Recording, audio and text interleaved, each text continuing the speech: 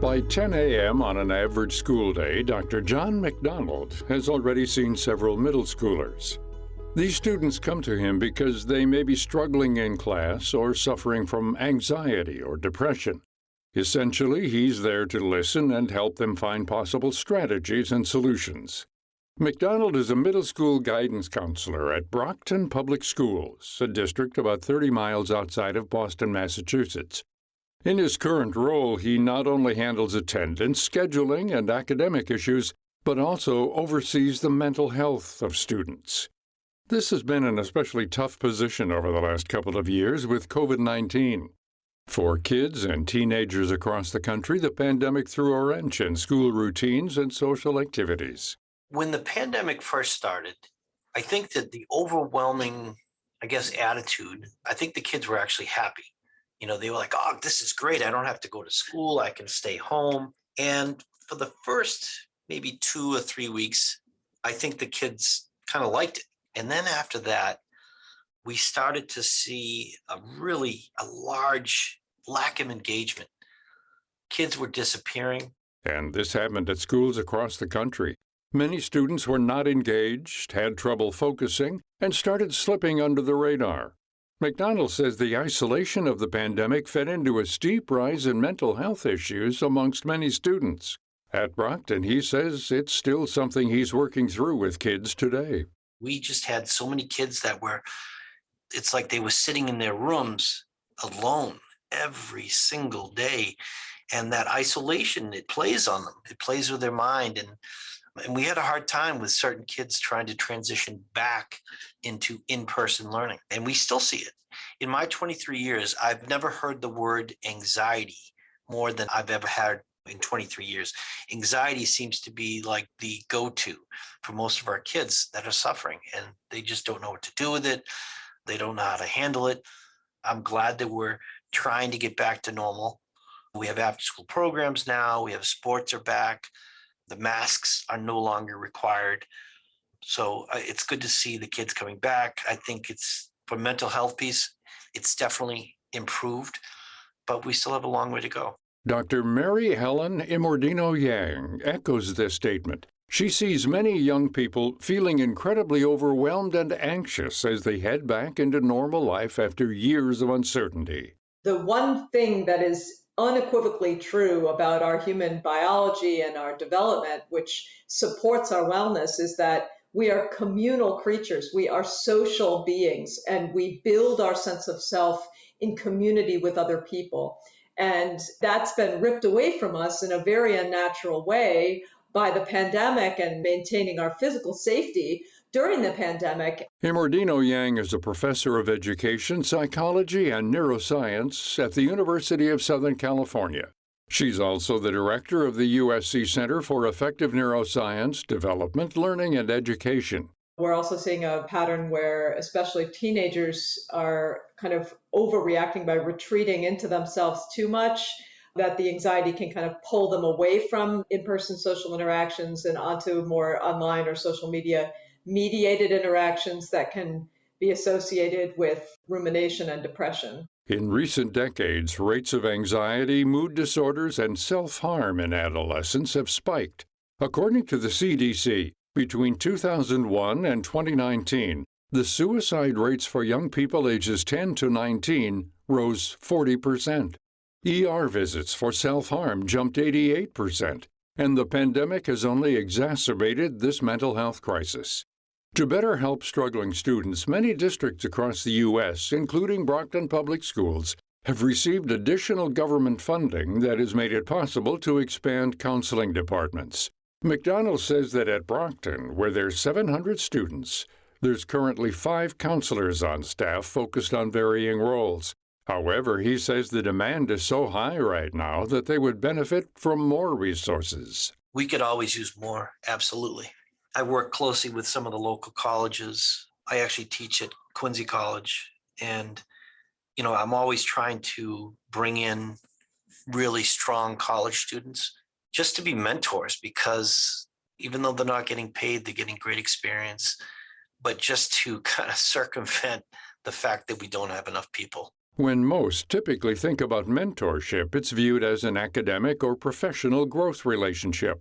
However, McDonald argues that mentorship can also extend into improving mental health.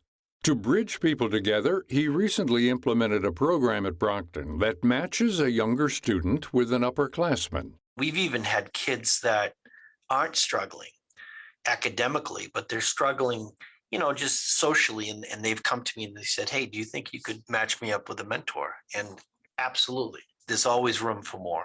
Looking past students supporting other students, Imordino Yang believes that educators need more mental health training and resources. Really, if the pandemic has taught us anything in education, it's that we just can no longer pretend that academic learning and personal growth and development are separate things in the person. We really have to learn to stitch these things back together in the way we think about and support young people and their teachers without building a Frankenstein monster, that we really have to start to appreciate that the way we feel is deeply connected to the way we think, and the way we think is deeply connected to what we're capable of thinking about and how we learn and grow ourselves over time. While mental health has been front and center during the pandemic, Imordino Yang says there needs to be a bigger push to get more young people to understand the importance of mental health and wellness. We need parents and kids to really engage in close conversation together in person,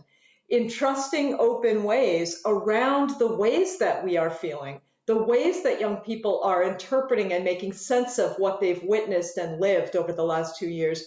Otherwise, the pain that we're experiencing, the stress that we're experiencing remains kind of unresolved and is, without our knowing, pushing us and pushing our emotions in different directions that may not be good for us. And there's no shame in seeking professional help. There are many treatment options out there, ranging from counseling to psychiatric help.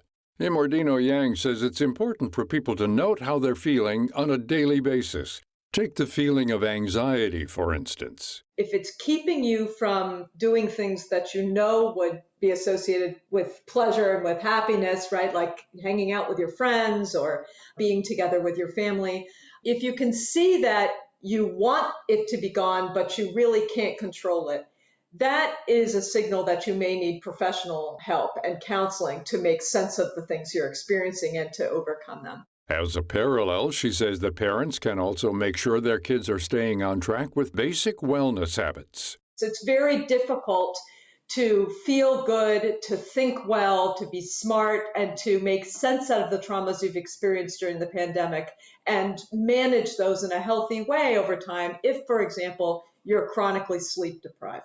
We really need to make sure that basic needs like eating well, sleeping well, turning off social media and the internet overnight, these kinds of basic parameters are set for kids because it makes it very difficult and a real uphill battle to feel well when your environment is undermining your neurological and biological capacity to be well. Another factor that feeds into mental health is social media use. Yang says it's important to be cognizant about excessive screen time and limit it when possible. Getting outside and away from phones and technology can be especially beneficial for young people.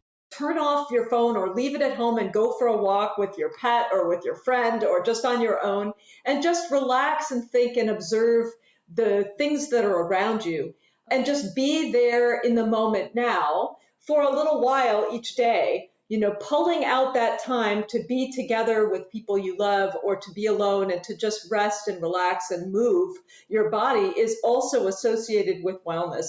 So as you engage in those practices, you're actually setting yourself up to be able to heal. There are many different strategies and solutions to improving mental health.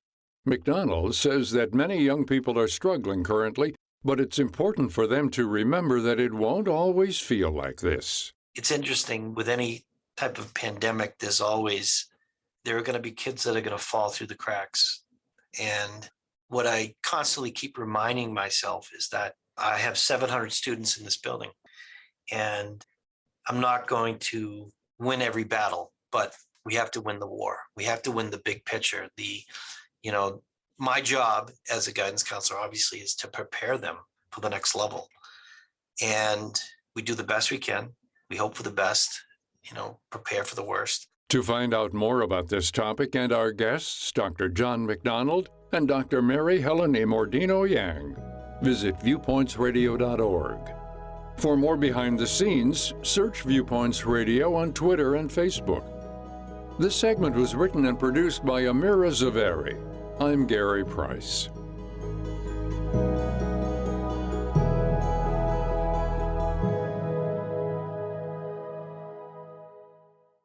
Coming up on Viewpoints. We have not built the institutions that allow young people to find their way through that maze of choices. Navigating the post-secondary school process. Then, that foreshadows some considerable disruption for farmers in the Corn Belt. Not many industries that I know of can handle a 40% drop in demand. Will the increased demand for electric cars disrupt the ethanol industry? I'm Marty Peterson. and I'm Gary Price. These stories in depth on your public affairs magazine, Viewpoints.